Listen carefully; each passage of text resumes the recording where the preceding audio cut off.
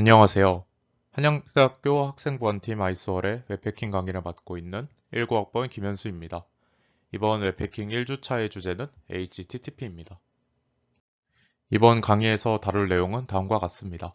먼저 HTTP가 무엇인지에 대해 다룰 것이고, 이 HTTP의 단점을 보완한 HTTPS에 대해 다룰 것입니다. 그리고 이 HTTP와 HTTPS에 관련된 툴인 피들러에 대해 다 알아볼 것입니다. HTTP는 하이퍼텍스트 트랜스퍼 프로토콜의 약자입니다. HTTP는 인터넷에서 정보를 주고받기 위해 사용되는 프로토콜 중 하나이고, 주로 글, 사진, 동영상과 같은 웹페이지를 주고받을 때 사용된다고 정의할 수 있습니다. 이 HTTP는 여러분이 생각하시던 거의 대부분의 인터넷 통신에 사용되는 대표적인 프로토콜입니다. 예를 들어 여러분이 구글이나 유튜브와 같은 웹사이트에 접속할 때 여러분의 컴퓨터는 구글 서버와 이 HTTP 프로토콜을 이용해 통신을 합니다. 이 HTTP의 정의에 인터넷과 프로토콜이라는 단어가 등장하는데 이 단어들의 의미 없이 짚고 넘어가야 할 것 같습니다. 여기서 인터넷은 그냥 간략하게 여러 컴퓨터들이 연결되어 있는 거라고 생각하시면 되겠습니다. 그러면 이제 다소 생소할 수 있는 단어가 이 프로토콜인데 이건 다음 슬라이드에서 다루도록 하겠습니다. 이전 슬라이드에서 HTTP가 컴퓨터 사이의 통신에서 사용된다고 했습니다.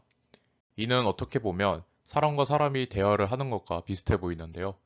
사람들이 서로 대화하기 위해서는 공통된 언어가 필요한 것처럼 컴퓨터도 서로 통신하기 위해서는 공통된 언어를 가지고 있어야 합니다. 예. 이 언어는 통신 프로그램을 개발하는 개발자가 마음대로 만들 수 있겠지만 기왕이면 표준으로 정해서 모두가 사용하게 한다면 더 효율적일 것입니다. 그래서 옛날 사람들은 컴퓨터와 컴퓨터가 어떻게 통신할 것인지에 대한 규칙을 모두가 사용할 수 있도록 표준으로 정해 놓았고 이런 표준들을 프로토콜이라고 합니다.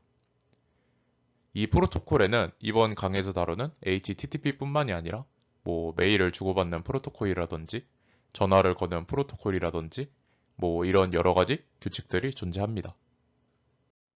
이제 HTTP나 프로토콜에 대한 간략한 설명이 끝났으니 HTTP에 대해 좀 더 자세히 다뤄보도록 하겠습니다. 그 전에 여기 사진들이 뭘 의미하는 건지 다들 알고 계신가요? 여기 이 사진은 컴퓨터들이 모인 데이터 센터의 사진입니다. 그리고 이 사진은 컴퓨터가 인터넷에 연결되기 위해 필요한 부품, 그러니까 네트워크 인터페이스 카드라고 하는 부품이고요.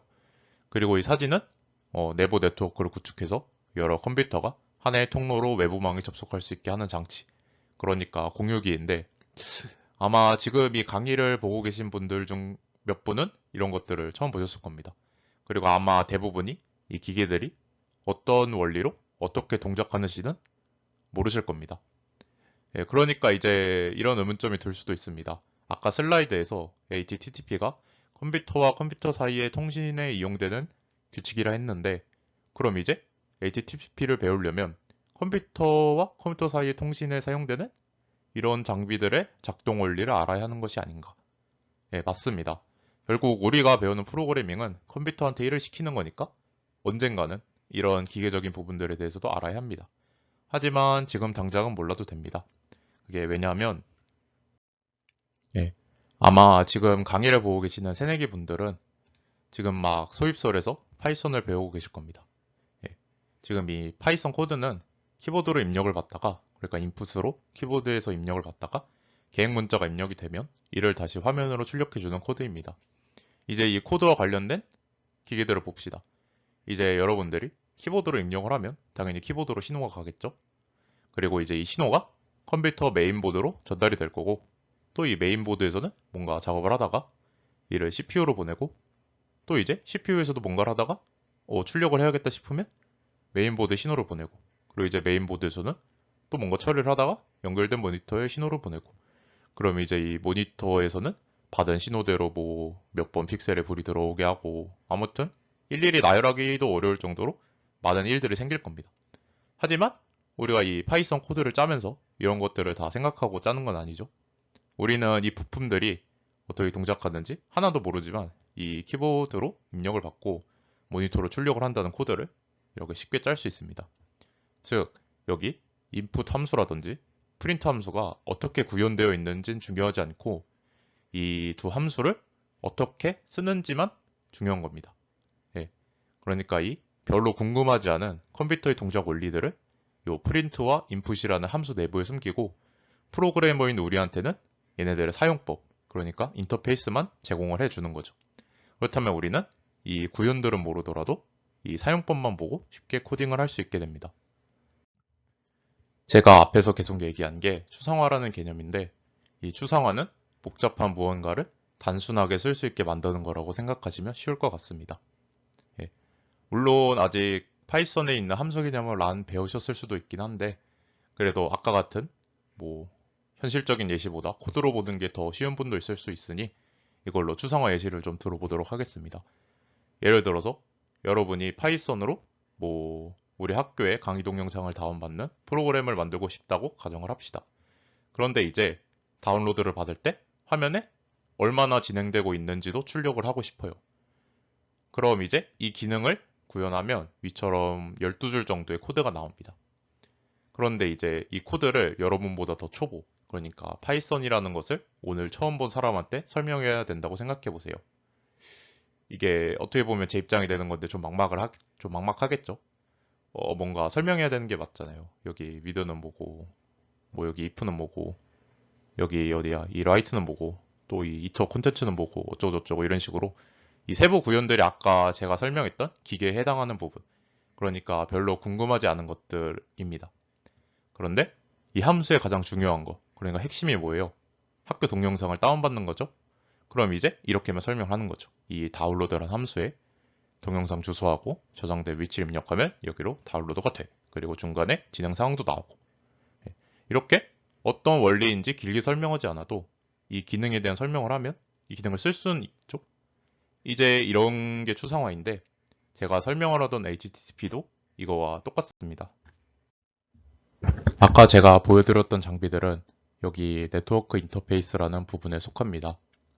이제 누군가가 이 네트워크 인터페이스를 쉽게 사용할 수 있도록 IP라는 걸 만들었고, 그리고 이제 또 그 누군가가 IP로 TCP를, 그리고 또 누군가가 TCP를 이용해서 HTTP라는 프로토콜을 만든 겁니다. 예, 만약 우리가 홈페이지를 만든다고 생각을 해봅시다. 만약 이런 것들 없이 생으로 얘를 가지고 홈페이지를 만들 때 들여가는 노력을 400이라고 해볼게요. 근데 누군가가 100만큼의 노력을 들여서 이걸 만들었고, 또 누군가가 100만큼의 노력을 들여서 이걸 만들었고, 또 누군가가 100만큼의 노력을 들어서 HTTP를 만들었습니다. 그럼 이제 우리는 요거 대신에 요거를 사용하면 100만큼의 노력으로도 홈페이지를 만들 수 있겠죠? 즉, HTTP를 사용해서 좋은 점이 뭡니까? 이 아래쪽에 있는 것들이 어떻게 동작하는지를 몰라도 쓸 수 있고, 시간도 아낄 수 있다는 점입니다. 예, 즉 이렇게 아래에서 위로 갈수록 점점 직관적인 인터페이스가 되고 사용하기 쉬워진다는 특징이 있습니다. 예, 이제 이렇게 아래 부분들이 어떻게 구현되어 있는지 몰라도 우리는 HTTP만으로도 크롬이나 뭐 크롬 같은 웹브라우저를 만들거나 쓸 수 있고 뭐 장고나 노드.js 같은 것들로 서버도 만들 수 있습니다. 예, 이게 앞으로 계속 컴소 전공에서 등장할 추상화라는 것의 강력함이죠. 예, 아무튼 HTTP라는 게 컴퓨터 통신을 쉽게 할 수 있게 해주는구나. 이 정도만 알고 가시면 될 것 같습니다. 예. 자, 아까 걔네들이 다시 등장했습니다. 예. HTTP가 인터넷에서 사용되는 통신 규약이라 했는데, 인터넷, 그러니까 그물이란 말이죠. 왜 그물이냐? 그물의 특징이 뭘까요? 그 점들이 직접적으로 이어져 있진 않더라도 줄을 따라간다면 그런 거 만나게 됩니다. 예, 인터넷도 똑같아요. 컴퓨터들이 서로 1대1로 케이블로 연결되어 있는 건 아니지만 중간에 뭐 게이트웨이라든지 뭐 아니면 다른 컴퓨터라든지 뭐 프록시라든지 이런 온갖 네트워크 장비들을 통과하고 또 통과하다 보면 언젠가는 목적지에 도달할 수 있게 됩니다. 그런데 이거는 복잡하죠. 매번 파일 하나 보내는데 이런 중간 과정들을 다 신경 써야 한다면 인터넷을 쓰기 매우 어려웠을 것입니다. 예, 다행히도 아까까지 설명했던 이 HTTP의 아래 계층들이 이 중간 과정들을 모두 숨겨줍니다. 그럼 이제 남은 건 누가 송신자이고 누가 수신자인지 이것뿐이죠. 이 HTTP의 추상화 덕분에 파일을 누가 받고 누가 주는지만 알고 있으면 이 중간 과정들을 모두 몰라도 파일을 주고받을 수 있게 됩니다. 자, 이제 HTTP에서는 받는 쪽을 클라이언트라 하고 주는 쪽을 서버라고 부릅니다. 만약 여러분들이 언젠가 만들어질 아이스월의 홈페이지에 크롬 브라우저를 이용해서 접속한다고 가정을 해봅시다. 이제 이 아월 홈페이지에는 로고도 있을 거고 또 게시물 내용도 있겠죠? 예, 그럼 이제 이 클라이언트가 서버에서 얘네들을 받아와야 하잖아요. 그렇다면 이제 클라이언트에서는 이 중간 과정들을 하나도 몰라도 그냥 HTTP를 통해 get logo.png, get logo, get content.html 이런 식으로 서버한테 파일을 보내달라고 해요. 그럼 이제 서버에서는 이 파일들을 클라이언트한테 보내주겠죠? 되게 간단해졌죠? 통신 방식이. 네. 아까 전에 예시처럼 클라이언트가 서버에게 어떤 주소에 있는 리소스를 대상으로 어떤 메소드에 해당하는 작업을 해라. 이런 요청을 보내는 것을 리퀘스트라고 합니다. 네, 여기 메소드라고 되어 있는 게 되게 생소할 텐데 네, 아까 전 예시에서는 이게 get이었죠. 그럼 이제 어떤 주소에 있는 리소스를 나한테 보내달라. 이런 의미예요. 이 메소드들은 뒤에서 다루도록 하겠습니다. 자, 그럼 이제 서버가 리퀘스트를 받고 뭔가 처리를 한 다음에 클라이언트에게 다시 응답을 보내줄 텐데 이거를 리스폰스라고 해요. 뭐 이 리스폰스에는 작업에 성공했다. 뭐 해당 주소에 리소스가 존재하지 않는다. 뭐 이거 흔히 404 에러라고 하죠. 뭐 이런 결과물들을 리스폰스로 클라이언트에서 클라이언트에게 보내줍니다. 네, 이게 HTTP를 이용한 통신입니다. 이게 통신 한 번이에요. 자, 그러면 이제 리퀘스트와 리스폰스가 뭐인지 좀 더 자세하게 알아봐야겠죠? 이 둘은 헤더와 바디 조합의 문자열이라고 볼 수 있어요. 여기 헤더는 앞으로 여러분들이 컴퓨터에 있다 보면 굉장히 자주 볼 단어인데 HTTP의 리퀘스트와 리스폰스에서는 헤더는 우체국 송장의 역할을 해요. 그리고 페이로드, 그러니까 바디는 택배로 보내주는 물건 그 자체 역할을 합니다. 여러분 택배 보내보신 적 있으세요? 택배를 보내려면 뭐 받는 사람이 누군지, 주소가 어딘지, 뭐 내용물이 뭔지, 뭐 이런 정보들을 송장에 적고 이걸 택배에 붙여야 돼요. 네. HTTP에서의 헤더와 바디도 똑같습니다. 지금 이 문자열을 받을 컴퓨터가 누군지, 바디의 길이가 얼마인지 이런 정보들이 헤더에 들어가고 이 헤더가 바디의 그러니까 문자열이죠. 바디 문자열 맨 앞에 삽입이 된 게 바로 리퀘스트와 리스폰스의 내용입니다. 이건 실제 리퀘스트와 리스폰스의 헤더를 나타낸 겁니다. 이제 리퀘스트의 헤더에는 이런 정보들이 들어가 있고 리스폰스 헤더에는 이런 정보들이 들어가 있어요. 뭐 정확히 각 줄이 뭔가를 의미하는지 몰라도 뭔가 이게 있어야 정상적으로 통신을 할 수 있겠다는 느낌이 들죠. 자, 이제 얘네 각각을 자세하게 다뤄보도록 하겠습니다. 예, 리퀘스트는 이런 구조입니다. 맨 앞에 메소드가 오고요. 그리고 공백 하나 이후에 URL이 위치합니다. 그 다음에 다음 공백 이후에 HTTP의 버전이 나옵니다. 자, 그럼 이제 개행 그러니까 HTTP에서는 캐리지 리턴이죠. 이 캐리지 리턴 이후에 다음에는 요 헤더가 오는데 헤더들이 오는데 얘네는 추가 옵션입니다. 예, 그 클라이언트에서 서버로 표준에서 정하는 몇 가지 정보들을 보낼 때 사용할 수 있는 부분입니다. 네, 여기 밑에 이거는 실제 리퀘스트인데 여기 밑에 예시를 보면 뭐 호스트가 뭐다, 뭐 커넥션이 뭐 keep alive다 이런 식으로 콜론으로 구분된 뭔가 이렇게 쭉 나오죠. 얘네들이 헤더입니다. 요 헤더는 요 앞에서 설명했던 그 헤더 바디 이거와는 다른 의미의 헤더니까 헷갈리시면 안 됩니다. 예, HTTP의 헤더 안에 뭐 호스트나 커넥션 이런 헤더가 있는 겁니다. 예, 자 그러면 이제 HTTP의 메소드가 뭔지 설명하도록 하겠습니다. 예, 아까 헤더 맨 앞에 위치한 게 메소드였죠. 메소드가 뭔지 쉽게 설명하기 위해서 일단 간단한 예시를 가져왔습니다. 예, 여러분이 HTTP 통신을 하면 클라이언트가 서버에 뭔가를 요청을 하고 이제 서버는 클라이언트가 요청한 내용을 수행한 이후에 클라이언트에게 결과물을 전송을 해줍니다. 그런데 이제 이거는 어떻게 보면 컴퓨터를 사용하고 있는 우리와 컴퓨터에 있는 하드디스크나 뭐 SSD와 같은 저장 장치 사이의 관계와 비슷하다고 할 수 있습니다. 예. 뭐 우리가 윈도우 탐색기와 같은 프로그램을 사용해서 이 디스크에 접근을 하면 우리가 원하는 거의 모든 일들을 다 할 수 있죠. 예. 이때 디스크는 뭐 어떤 파일 또는 폴더의 생성, 읽기, 갱신, 삭제 이 네 가지 기능들을 제공을 합니다. 그래서 우리는 윈도우 탐색기와 같은 프로그램에서 이 네 가지 기능을 사용을 하거나 아니면 파이썬이나 C와 같은 프로그래밍 언어로 디스크의 파일을 이용해서 뭔가 의미 있는 작업들을 할 수가 있습니다.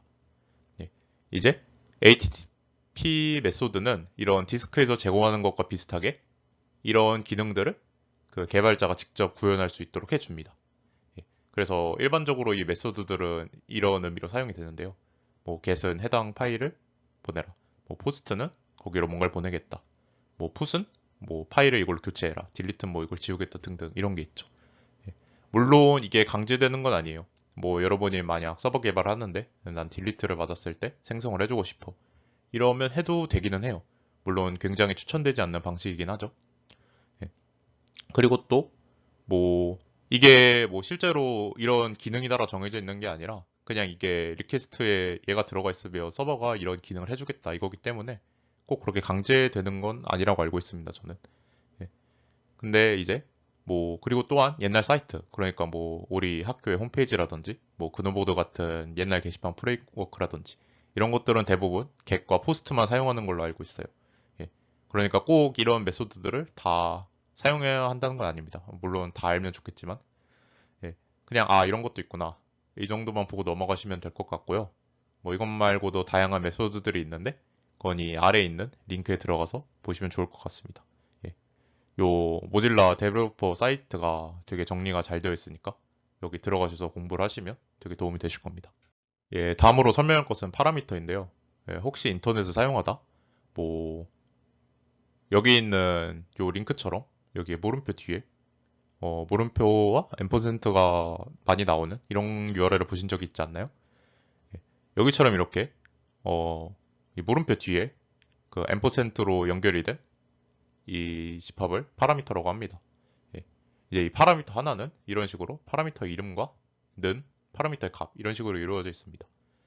예, 그렇다면 이 파라미터는 어떤 식으로 사용이 되느냐 하면 만약 여러분이 게시판 프로그램을 만들고 있다고 가정을 해볼게요. 그럼 이제 글을 보여주는 페이지를 만들 건데 그럼 이제 그 페이지에 고유한 아이디와 뭐 어떤 게시판인지 이 두 가지 정보는 필수적으로 필요하겠죠? 그럼 이제 여러분은 요 예시와 같이 파라미터로 아이디와 보드를 넘겨줘서 쓸 수가 있어요. 네. 여러분 뭐 파이썬에서 프린트 같은 함수 많이 써보셨죠? 그렇다면 이제 그 프린트 함수에 파라미터로 출력할 문자를 넘기면서 호출을 하는데 이 HTTP의 파라미터도 비슷하다고 생각하시면 됩니다.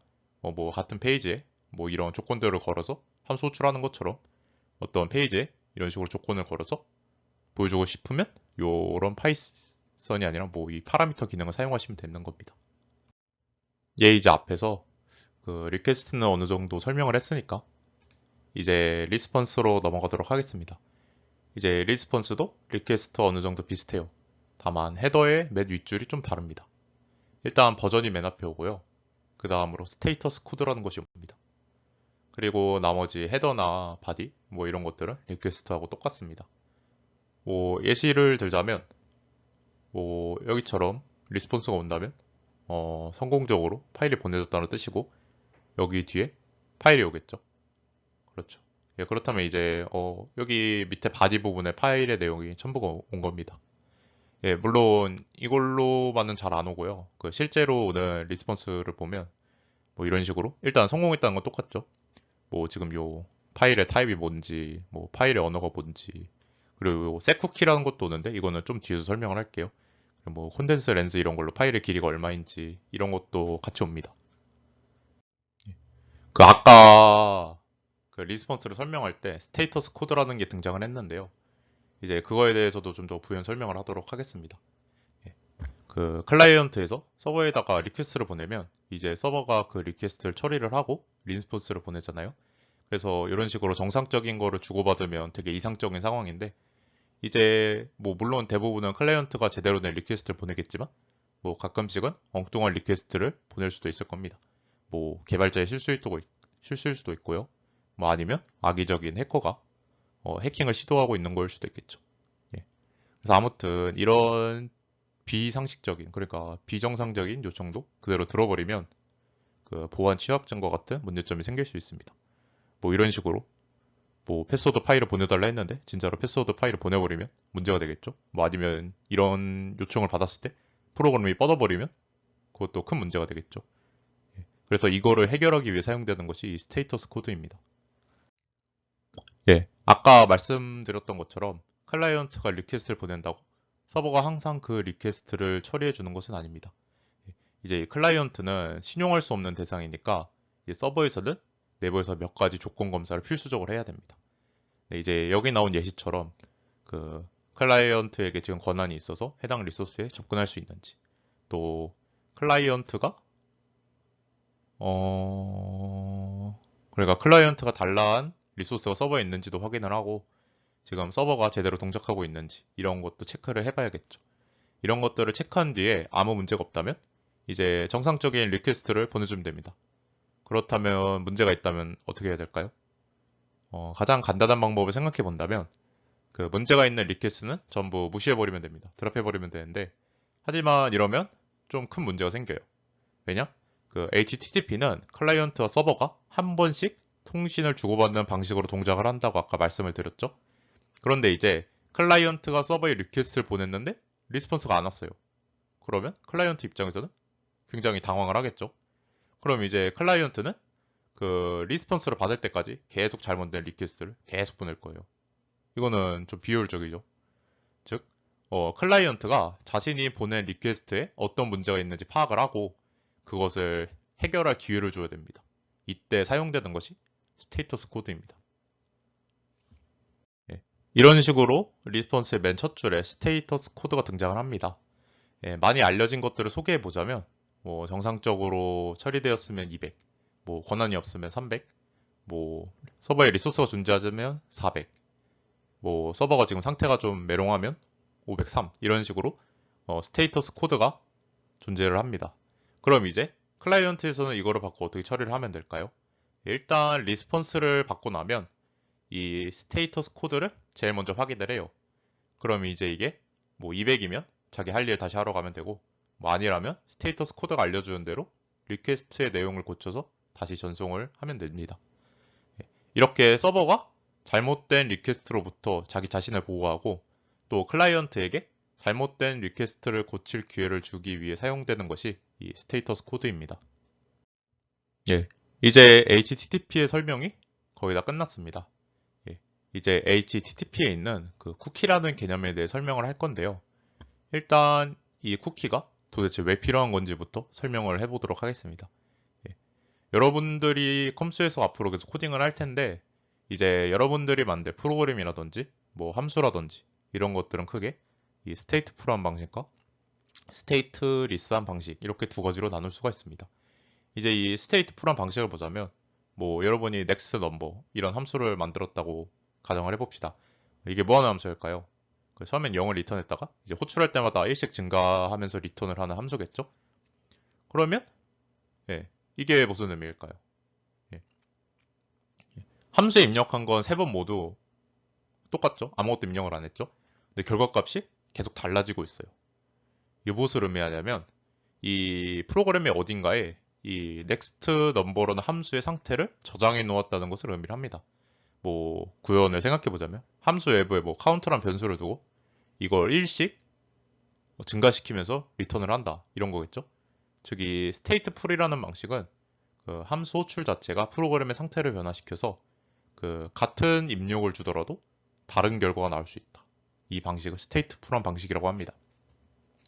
그렇다면 이제 반대로 같은 입력을 주면 항상 같은 결과가 나오는 경우가 남죠. 이제 이거는 stateless라는 방식이에요. 그 함수에 특정 입력값을 주면 항상 같은 결과가 나와요. 이 add라는 함수는 숫자를 더해주는 함수죠. 이 들어가는 파라미터 두 개가 이 함수의 결과값을 결정하잖아요. 아무튼 이런 식으로 같은 결과를 입력하면 항상 같은 결과가 나오는 방식을 stateless라고 합니다. 이 두 방식에 각자 장단점이 있는데 그거는 오늘 따로 설명하진 않을 거고요. 그냥 이렇게 같은 입력을 줬을 때 같은 결과가 나오는지 여부로 뭐 안 나오면 stateful, 나오면 stateless 이런 식으로 방식을 나눈다. 이거 두 개만 알고 가시면 될 것 같습니다. 예, 그렇다면 이제 HTTP의 경우를 볼게요. 그 HTTP도 스테이트풀한 방식인지 스테이트리스한 방식인지로 나눌 수 있겠죠? 일단 먼저 정답부터 얘기하자면 HTTP 프로토콜은 그러니까 HTTP는 그 스테이트리스한 방식이에요. 예, 만약 여러분이 서버에 같은 리퀘스트를 보낸다면 항상 같은 리스폰스가 나오게 되어 있어요. 예, 일반적으로. 예, 근데 왜 이런 방식을 썼느냐? 그 왼쪽처럼 스테이트 풀한 관계를 유지하려면 클라이언트와 서버가 서로를 계속 연결한 상태로 유지를 해야 돼요. 근데 하지만 서버가 동시에 유지할 수 있는 연결의 개수는 제한이 되어 있어요. 뭐 포트의 개수라든지 뭐 아니면 그 자체 성능 이런 걸로 제한이 되겠죠. 뭐 예를 들어서 뭐 여러분이 유튜브 같은 사이트는 그 한 번에 뭐 수백만, 수천만 명이 동시에 접속했을 수 있는데 만약 HTTP가 항상 연결을 유지하며 스테이트 풀하게 동작했다면 서버 입장에서는 좀 부담이 되겠죠. 그 연결하고 있던 소리는 그 서로가 잘 연결되어 있는지 확인하기 위해서 그 1초에도 몇십 번씩 계속 신호를 보낼 거 아니에요. 그래서 부담이 될 텐데 일단 물론 요즘은 서버 컴퓨터가 워낙 좋아져서 그 Keep Alive라고 아까 나왔던 헤더죠. 그걸 이용해서 어느 정도 연결을 유지하게 하긴 하는데 아무튼 이 방식은 좀 아니라고 볼 수 있죠. TTP에서는. 예. 그래서 아무튼 그 HTTP 자체는 그 스테이트리스하게 동작을 합니다. 그럼 이제 서버는 클라이언트가 누군지 기억할 필요도 없고 연결을 유지할 필요도 없어요. 이렇게 단절이 되죠. 아까 스테이트풀한 방식에서는 이렇게 상태가 전이가 됐는데 예. 그냥 요 서버는 그냥 누군가 연결을 하고 리퀘스트를 보내면 리스폰스 한번 해주고 그냥 연결을 닫아버리면 돼요. 그렇죠. 예. 즉, 이 두 가지 예시로 설명을 하자면 그 스테이트풀한 관계였다면 이런 식으로 저 누군지 아세요? 누구세요? A요. 이런 식으로 한번 통신을 하면 서버의 클라이언트 A의 이름이 A라는 정보가 저장이 되어 있다가 클라이언트 A가 다시 저 누군지 아세요? 아 A구나 이러면 이런 식으로 리스폰스를 보내줄 거예요. 하지만 이 HTTP는 그 스테이트리스 방식의 장점 때문에 이 방식을 채택했으니까 오른쪽과 같이 그 한 번 리퀘스트와 리스폰스를 주고받은 이후에 뭔가가 남질 않아요. 그래서 다음에 클라이언트 A가 저 누군지 아세요? 이런 식으로 리퀘스트를 보내도 서버는 얘가 누군지 기억을 못하고 있으니까 또 누구세요? 이런 식으로 보내겠죠. 왜? 서버는 이전에 주고받았던 내용들을 전혀 기억하고 있잖아요. 그냥 모르는 관계란 말이에요, 둘이. 예. 그런데 이제 이거를 딱 보면 느끼시겠지만 오른쪽 방식은 되게 비효율적이에요. 인터넷이 쓸모가 있으려면 오른쪽처럼 스테이트 리스 하면 좀 힘들어요. 쓸모가 있으려면. 그리고 실제로 이렇게 동작하고 있지도 않아요. 뭐 여러분들 구글이나 네이버에 로그인하면 계속 로그인되어 있죠?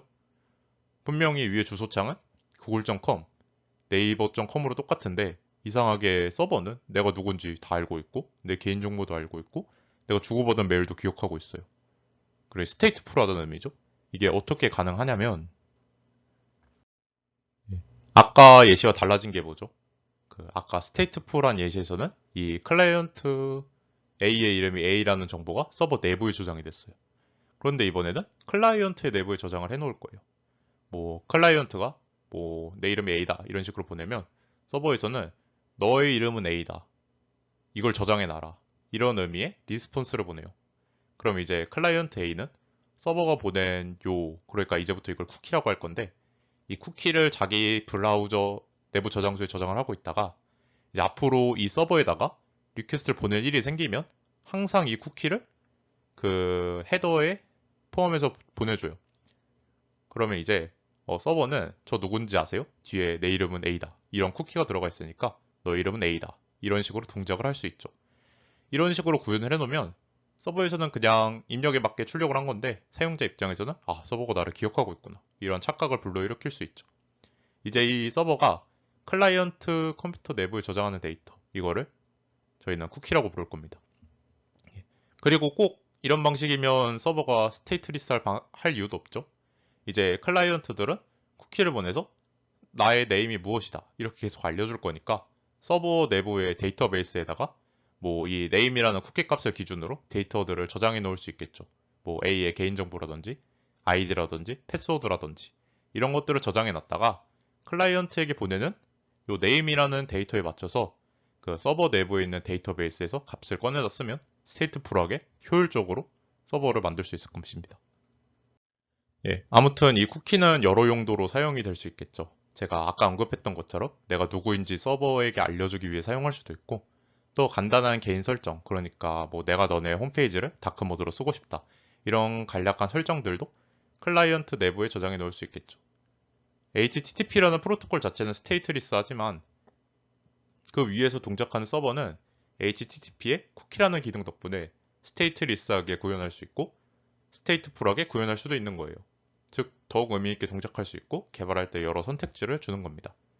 예, 제가 지금까지 설명한 HTTP에서 쿠키는 이런 식으로 리퀘스트 헤더에 포함되어서 보내져요. 아까 제가 이 리퀘스트에는 헤더와 바디가 있는데 그 리퀘스트 헤더에는 이런 식으로 이름과 값이 나오는 헤더들이 있다고 했죠. 여기 이렇게 쿠키 값이 서버로 보내줘요. 이 세미콜론으로 구분이 돼서. 예, 그래서 이제 이 사진을 보면 클라이언트 아이디가 뭐 0405 어쩌고로 되어 있는데 이 부분이 제가 아까 설명했던 것처럼 내가 누구인지 서버에게 알려주는 쿠키죠. 자, 그럼 이제 우리 동아리가 보안 동아리잖아요. 그런데 이렇게 쿠키에 내가 누구인지에 대한 정보를 담아서 서버로 보내는 게 어떻게 보면 되게 취약해요, 보안성으로. 이게 왜 그런지 이제 좀 알아보도록 하겠습니다. 네. 뭐 아까 그 예시를 보면 내가 누구인지에 대한 쿠키를 리퀘스트에 담아서 서버로 보내요. 그렇다면 이제 누군가 악의적인 해커가 이 쿠키 값을 어떻게든 알아내가지고 이 쿠키 값으로 서버 요청을 보내면 서버는 이 해커가 A인 줄 알고 안녕하세요 A님 하고 민감한 개인정보를 마구 보내줄 수도 있어요. 아까 제가 리퀘스트의 헤더가 택배 송장이고 그 바디가 택배 내용물이라고 했죠. 누구나 택배 송장을 볼 수 있는 것처럼 HTTP의 리퀘스트는 암호화되지 않은 상태로 인터넷에 뿌려져요. 지금 그림에서는 추상화 덕분에 클라이언트와 서버밖에 나와 있지 않지만 사실 이 중간에는 여러 컴퓨터라든지 장비들이 존재해요. 그리고 이 컴퓨터 장비들은 여러분의 HTTP 헤더를 다 볼 수 있어요. 이런 공격은 좀 어려운 부분이 더 설명은 안 하겠지만 이게 어느 정도로 쉽냐면 여러분들이 인터넷에서 조금 검색해보고 뭐 당장 노트북을 들고 우리 학교 도서관 그러니까 백남학술정보관에 간 다음에 노트북으로 우리 학교 와이파이에 접속하고 몇 가지 조치만 취하면 도서관에서 와이파이를 쓰고 있는 사람들의 모든 HTTP 리퀘스트와 리스폰스 내용을 다 볼 수 있어요. 좀 문제가 되죠, 그런 것. 예, 즉 앞서 설명한 것처럼 쿠키에 내가 누구인지 적어서 서버에 전송하는 방식은 택배로 보면 택배 송장에다가 자기 통장 번호와 통장 암호를 다 적어서 보내는 거하고 비슷한 짓이에요. 그런데 앞서 설명했듯이 이 쿠키는 꼭 필요한 존재란 말이죠. 보안 취약점이 있다고 해서 이 쿠키를 안 쓰면 서버는 여러분이 누구인지 알 수 없으니 뭐 로그인이라든지 금융이라든지 이런 작업을 하나도 할 수가 없어요. 뭐 꼭 쿠키가 아니더라도 이 서버가 클라이언트를 인증하는 부분은 그 HTTP 자체로는 절대 불가능해요. 왜냐? HTTP란 프로토콜은 애초에 이런 부분을 고려하지 않고 설계가 되었거든요. 예, 심지어 HTTP 표준 자체의 뭐 권한 인증이라든지 뭐 암호 전송 이런 보안적인 요소가 있는데 이런 것들은 요것처럼 해커가 죄다 내가 보내는 리퀘스트를 볼 수 있다면 다 뚫려요. 즉 더는 HTTP만으로 정상적으로 인터넷을 사용할 수 없는 상황이 되어버렸어요. 그런데 이제 제가 앞서 설명했던 취약점들이 왜 생기는 걸지 생각을 해보면 그건 바로 중간에 해커가 이 리퀘스트와 리스폰스의 내용을 다 도청할 수 있기 때문이에요. 만약 이 해커가 얘네들을 절대 내용물을 볼 수 없게 한다면, 그러니까 헤더를 포함한 내용물들을 볼 수 없게 한다면 쿠키에 내가 누구인지를 적든 뭐 리퀘스트에다가 내 비밀번호를 보내든 아무 상관이 없죠. 그래서 이제 우리 선배 프로그래머 분들이 HTTPS라는 것을 만들었어요. 여러분 요즘 인터넷 쓰다 보면 이렇게 위에 자물쇠 표시가 있고 HTTP 뒤에 S가 붙은 게 있죠. 아마 대부분의 사이트가 이럴 거예요. 예. 이 HTTPS는 제가 계속 설명했던 해커가 중간에서 내용물을 뜯어보는 것을 완전히 방지해주는 프로토콜이에요. 그러면 이제 통신 자체에서 생길 수 있는 취약점들은 다 고쳐졌다고 볼 수 있는 거죠. 예. 그 앞서 설명했던 것처럼 그 HTTP에는 보안상의 문제점이 있습니다. 예. 아래 뭐 TCP, IP 어쩌고저쩌고 적어놨는데 그냥 누구나 내가 보내는 리퀘스트와 리스폰스의 내용을 볼 수 있다는 의미예요.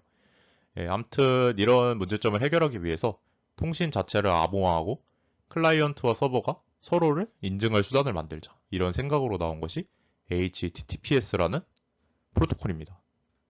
자, 그럼 이제 이 HTTPS가 어떻게 동작하는지를 알아볼 거예요. 그런데 이제 HTTPS는 어떻게 보면 암호화잖아요. 그래서 암호에 대해 기초적인 부분들을 짚고 넘어가야지 이해가 쉬워요. 예, 이제 암호는 크게 대칭키 암호하고 공개키 암호 이런 두 가지 방식으로 나눌 수가 있어요. 이제 각각 장단점들을 말씀드릴게요. 먼저 대칭키 암호부터 설명을 하자면 먼저 대칭키에는 대칭이라는 단어가 들어가죠. 이게 무슨 의미냐면 여러분들이 이런 텍스트를 암호화해서 누군가에게 전송을 할 거예요. 그렇다면 이제 이 어떤 키를 가지고 암호화를 한 다음에 그럼 이제 누군가 해석할 수 없는 이런 걸 보내서 그 또 키로 복호화를 해가지고 이제 그 복호한 사람이 사용을 하겠죠. 예. 그럴 때 이때 이 키가 그러니까 복호화와 암호화에 사용하는 키가 같은 경우를 대칭키 암호화 방식이라고 해요.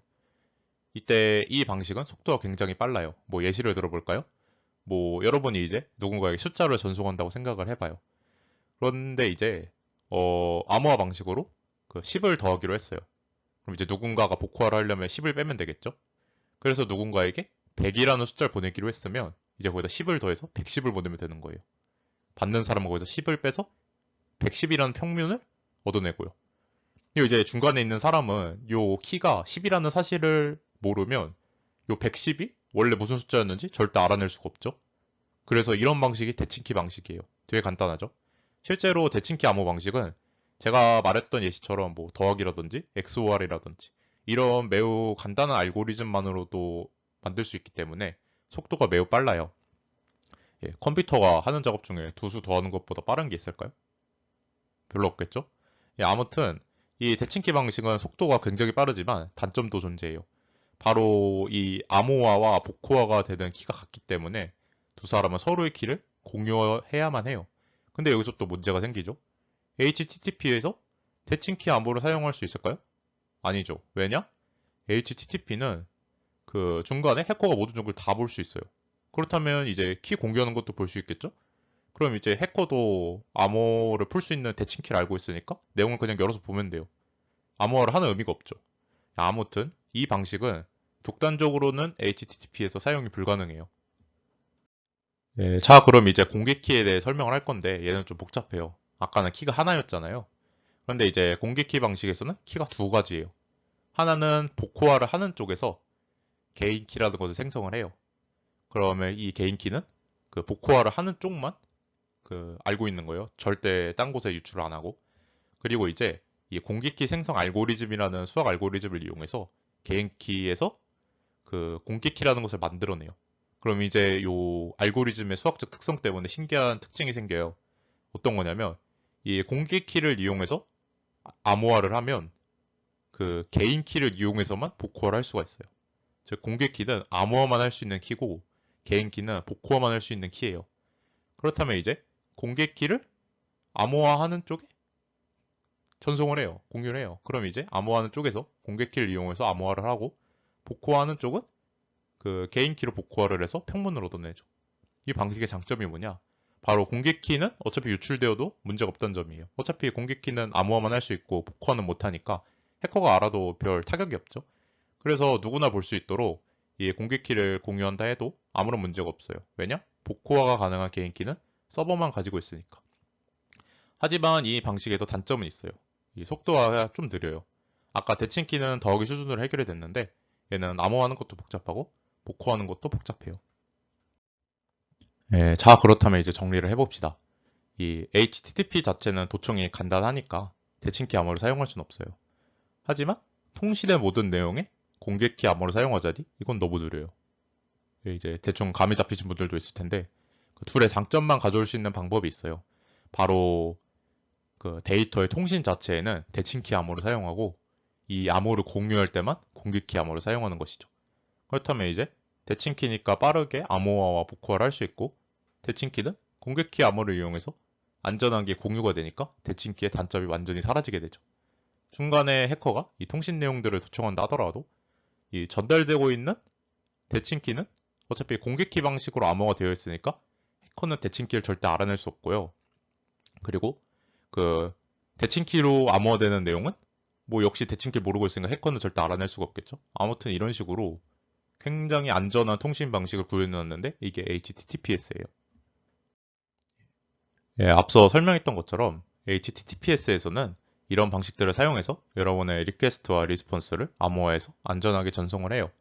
예, 이제 HTTP에서 이렇게 암호를 주고받는 것을 뭐 TLS, SSL, 핸드쉐이크라고 하는데 이거는 어려우니까 뭐 PPT는 있지만 그냥 간단하게 얘기만 하면서 넘어가도록 할게요. 뭐 어차피 나중에 컴퓨터 네트워크 들으면 다 나오는 내용인데 그때 관심 있으신 분들은 그때 보시면 될 것 같습니다. 아, 물론 시험에는 안 나옵니다. 예, 그냥 관심 있는 분들만 보세요. 예, 이게 핸드쉐이크 1단계인데 뭐 이렇게 서로 공격키를 주고받다가 예, 이제 2단계는 좀 중요해서 설명을 더 할게요. 예, 서버에서 클라이언트에다가 인증서라는 것을 전송을 해요.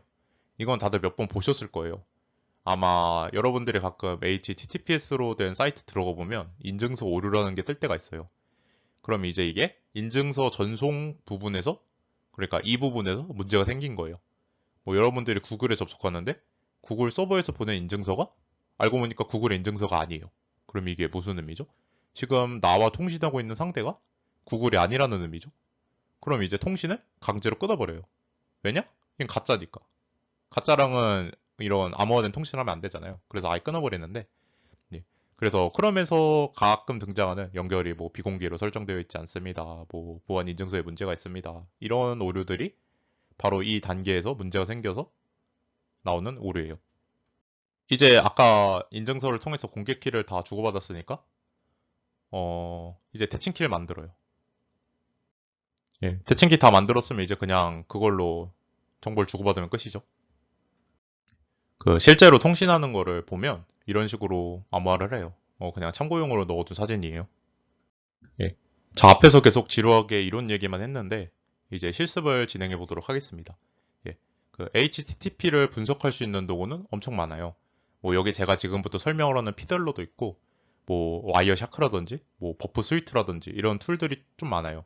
그런데 제가 뒤에 언급한 것들은 좀 네트워크 전반적으로 사용할 수 있는 툴들이어서 기능이 많은데 저는 그냥 오늘 간단하게 이 피들러라는 것만 소개를 하려고 합니다. 예. 피들러를 설치하신 다음에 그 실행을 시켜보시면 이런 창이 나와요. 예, 그 다음에는 여기 나와 있는 이 사이트에 접속해 보세요. 그러면 이제 아래처럼 현재 접속한 사이트에 대한 리퀘스트와 리스폰스가 왼쪽 창이 나옵니다. 이제 이걸 더블 클릭을 하시면 예, 이렇게 오른쪽에 위치한 인스펙터 창에서 이 리퀘스트와 리스폰스의 내용물을 확인할 수 있습니다. 이렇게 뭐 헤더만 볼 수도 있고요. 뭐 텍스트 뷰 선택하면 그 내용물도 볼 수 있어요. 아무튼 이렇게 지금 내 컴퓨터가 어느 서버 어떤 통신을 HTTP로 주고받고 있는지 쉽게 확인할 수 있고요. 예. 이렇게 F11키를 클릭을 하면 그 내 컴퓨터에서 보내지고 있는 모든 리퀘스트를 일시정지 시킬 수가 있습니다. 그럼 이제 일시정지를 하고 나면 그 리퀘스트들이 중간에 멈추는데 걔네들은 이렇게 오른쪽에 인스펙터 창에서 수정을 할 수가 있어요. 예. 수정한 이후에는 그 밑에 이런 식으로 빨간색이 나올 텐데 여기서 초록색 버튼을 클릭을 하면 리퀘스트를 다시 서버로 보낼 수가 있습니다. 예. 그리고 이제 F11키를 누르면 모든 리퀘스트가 멈춰버리니까 인터넷을 제대로 사용할 수가 없어요. 그럼 이제 이거를 취소를 해줘야 되는데 그거의 단축키는 Shift F11입니다. 그리고 이제 멈춰있던 리퀘스트들은 툴바의 이 고 버튼을 클릭하면 일괄 전송이 가능합니다. 예. 그리고 또 이 왼쪽 창에서 우클릭을 한 다음에 이 리플레이에 들어가면 이런 식으로 리이슈들이 있는데 이걸 이용하면 해당 리퀘스트를 뭐 다시 보낸다든지 좀 수정을 해서 보낸다든지 이런 작업들을 할 수가 있습니다. 예. 이렇게 제가 지금까지 설명한 것 말고도 여러 기능들이 있습니다. 예, 이거 배워 놓으시면 뭐 나중에 웹해킹을 할 때 굉장히 유용하게 쓰실 수 있고 뭐 또 웹페이지에 API를 분석해서 뭐 학교 출석 확인 프로그램을 만든다든지 뭐 또 동적 웹페이지에 스크립트를 만든다든지 뭐 뭐 꼭 이렇게 보안뿐만이 아니라 개발에도 이런 거 알아놓으면 유용하게 쓸 수 있으니까 많이들 사용해 보셨으면 좋겠습니다. 예, 이제 피들러 사용법을 대강 설명했는데 예, 원리도 좀 짚고 넘어가겠습니다. 예, 이제 피들러는 그 내 컴퓨터가 다른 서버와 어떻게 통신을 하고 있는지 리스폰스와 리퀘스트를 읽을 수 있는 프로그램입니다. 예, 그렇다면 이제 이게 어떻게 동작을 하느냐 하면 뭐 제가 아까 HTTP의 취약점 얘기할 때 클라이언트와 서버 사이에 있는 무언가가 내용을 다 읽어볼 수 있다고 했었죠. 피들러는 바로 그 취약점을 이용합니다. 예, 피들러가 켜지면 이 피들러 프록시 서버라는 일종의 웹 서버가 여러분 컴퓨터에서 실행이 돼요. 그럼 이제 크롬 같은 웹 브라우저들은 그 컴퓨터에 있는 설정에 의해서 이 프록시 서버로 리퀘스트를 보냅니다. 그럼 이제 이 피들러가 원래 클라이언트 프로그램인 것 마냥 서버와 통신을 해요. 그러면 이제 다시 리스폰스를 받으면 요 피들러 프록시는 요 서버인 척 클라이언트한테 리스폰스를 보내주죠. 그래서 얘네 둘이 원래 통신을 해야 되는데 사이에 피들러가 껴가지고 내용물을 다 보고 있는 거예요. 예. 그래서 이 과정에서 이 주고받은 내용들을 얘가 다 기록을 해놓고 이 사람한테 보여주는데 이게 바로 피들러의 원리입니다.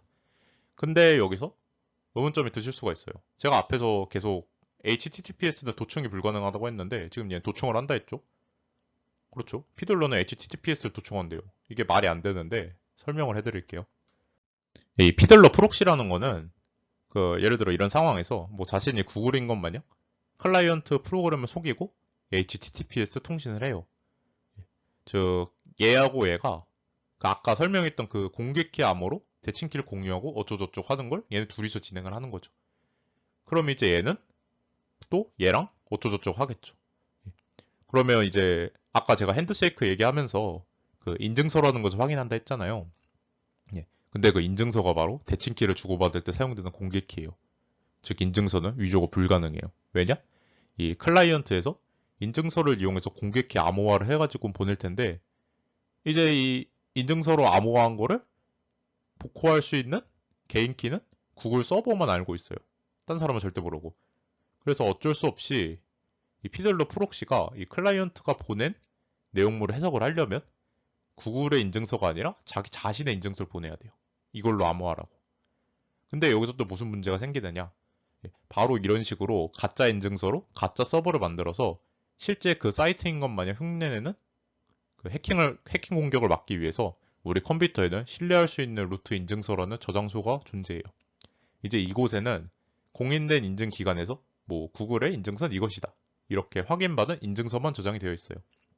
그러면 이제 이 클라이언트 프로그램에서는 HTTPS 통신을 하기 전에 인증서를 주고받는 단계에서 그 서버 쪽이 보내준 인증서가 여기에 있는지 검사를 하겠죠.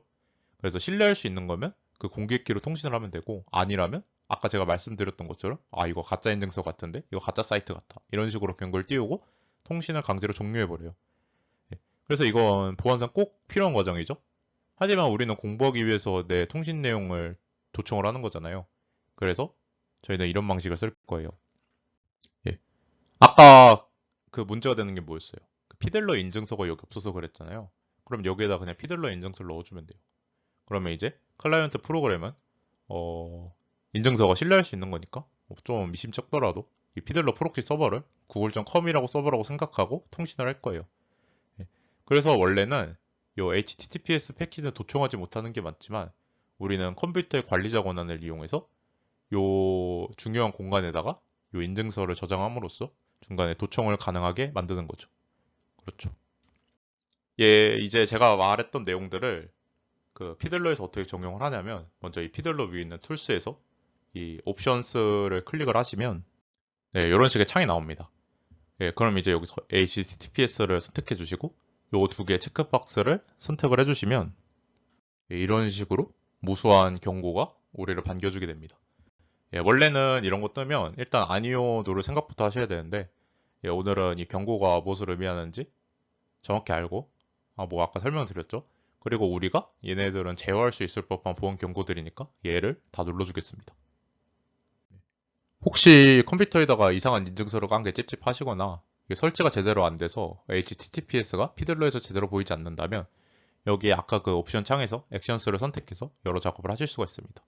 뭐 재설치를 하던가 아예 삭제해버릴 수도 있습니다. 예, 뭐 아무튼 위 과정을 모두 진행하셨으면 아래와 같이 HTTPS 패킷도 뜯어볼 수 있게 됩니다. 예, 이제 피들러 사용법과 원리까지 설명이 끝났으므로 이 피들러를 이용해서 실제로 워게임을 풀어보면서 실습을 진행하도록 하겠습니다. 예, 이 실습 진행 결과를 제출하시는 게 이번 주 과제입니다. 예, 이제 실습에서 워게임을 풀 건데요. 그 워게임 사이트로는 이번에는 드림핵이라는 곳을 이용할 예정입니다. 예, 그위 사이트에 가입을 해주시면 여기 사이트에 올라온 강의를 보거나 그 여기에서 제공하는 몇 가지 워게임에 참여가 가능합니다. 그 혹시 뭐 다른 동아리 같은 곳에서 그 뭐야 백준 온라인 저지 이런 온라인 저지를 하는 곳이 있을 텐데 그런 거랑 비슷하게 그 온라인으로 보안 관련 문제를 풀 수 있는 사이트라고 생각을 하시면 쉬울 것 같아요. 예, 이제 이 워게임에 들어가면 그 각 분야별로 여러 문제를 풀 수 있게 되어 있습니다. 예, 그래서 이번 실습에서는 그 오늘 배운 내용만으로 풀 수 있는 그 가장 쉬운 이 쿠키 문제를 풀어보도록 하겠습니다. 예, 해당 페이지에 들어가면 이런 창이 나오는데요. 일단 이 문제는 웹해킹 문제니까 이 문제를 풀 웹서버가 필요하겠죠? 예, 여기 있는 이 접속 정보 오기 버튼을 클릭해 주시면 이 사이트 내부에서 이 문제를 풀 수 있는 서버를 열어가지고 거기에다 접속할 수 있도록 해줍니다. 예, 이렇게 지금 그 서버가 생성되고 그 호스트와 포트가 여기 이렇게 출력이 되는데요. 이 포트가 뭔지 모르실 수 있는데 그냥 이런 식으로 그 호스트 콜론 포트 이런 식으로 입력할 수 있다고 생각해 주시면 쉬울 것 같습니다. 예, 저의 경우에는 포트가 18352였으니까 이런 식으로 호스트 위에 콜론 18352 여기로 접속을 하면 되겠죠. 예, 이제 그 여기에 접속을 해보면 그 아무것도 안 뜰 거예요. 이렇게 진짜 엄청 간단한 페이지만 뜨는데 진짜 아무것도 없죠. 예, 실제로 이 페이지 코드를 뜯어봐도 아무것도 없어요. 예, 그래서 이제 이것만 보면 뭘 어떻게 풀어야 될지 막막할 수가 있는데 예, 여기 이렇게 아까 그 문제 페이지를 돌아가 보면 여기 문제 파일이라고 있는데 이거를 푸셔야 문제를 푸실 수가 있습니다. 아, 이거를 보셔야 문제를 푸실 수가 있습니다. 예, 이런 식으로 문제의 명세를 보는 것이 이런 문제를 풀 때는 되게 중요하죠. 예, 이제 그 문제 파일을 받아서 그 압축을 해제하시면 이런 app.py라는 소스 파일이 나와요. 파이썬인데 뭔가 파이썬 같지가 않죠. 그 아마 지금 강의 들으시는 분들 대부분이 이런 건 처음 보셨을 거예요. 이게 플라스크라고 그 파이썬을 이용해서 그 웹서버 비스무리한 것을 만들 수 있게 해주는 라이브러리인데 이 플라스크가 그 원래는 이런 워게임 문제를 풀 때 이런 코드도 직접 해석을 하고 그 직접 푸셔야 하지만 그 오늘은 그 다들 처음 해보시는 거니까 제가 오늘만 특별히 설명을 하도록 하겠습니다. 예. 지금 이 문제에서 얻어야 되는 게 뭘까요? 바로 이 플래그란 변수죠. 그렇죠. 그 CTF잖아요. 그 CTF의 F가 플래그인데 이런 플래그를 찾아서 그 문제 정답 페이지에다가 제출을 하는 게 목적인 그런 대회예요. 그래서 얘도 그런 형식을 띠고 있고 예.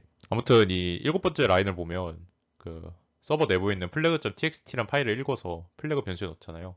그래서 이 파일은 그 서버에 있는 파일이니까 저희가 읽을 수는 없죠. 그러니까 저희가 지금 풀어야 되는 문제는 이 플래그라는 변수 값을 어떻게든 저희가 읽어오는 게 문제의 목적이 되겠죠. 자, 그럼 이제 여기 밑에 인덱스 함수를 봅시다. 예. 이제 여기 위에 app.route라는 이 파이썬 데코레이터가 있어요. 이게 뭘 의미하냐면 어, 지금 요게 지금 문자열 안에 이거 대시가 하나 들어있잖아요. 이게 무슨 의미냐면 지금 내 사이트의 URL 뒤에 아무 경로도 없다. 그러니까 그 뭐야, 이런 식으로 URL에 아무것도 입력이 안 되어 있으면 그러니까 아무런 패스가 없다면 이 밑에 있는 이 인덱스 함수를 이용해서 리퀘스트를 처리하고 리스폰스를 보내라. 이런 의미예요. 플라스크에서 얘가.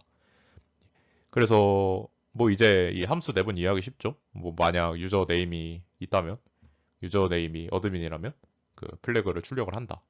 이런 식으로 적혀 있는데 이제 그러면 이 문제를 풀기 위한 풀이법을 두 가지를 생각해 볼 수가 있죠. 하나는 어드민으로 로그인한다. 어드민으로 로그인하면 유저네임이 어드민이 될 테니까 당연히 풀 수 있겠죠. 그리고 두 번째는 다른 방법을 찾는다. 이겁니다. 일단 그 어드민으로 로그인을 해봅시다. 일단 시도를 해봅시다. 일단 이 로그인의 로직을 분석해야겠죠. 예, 여기를 보면 포스트 방식으로 유저네임과 패스워드를 받아요.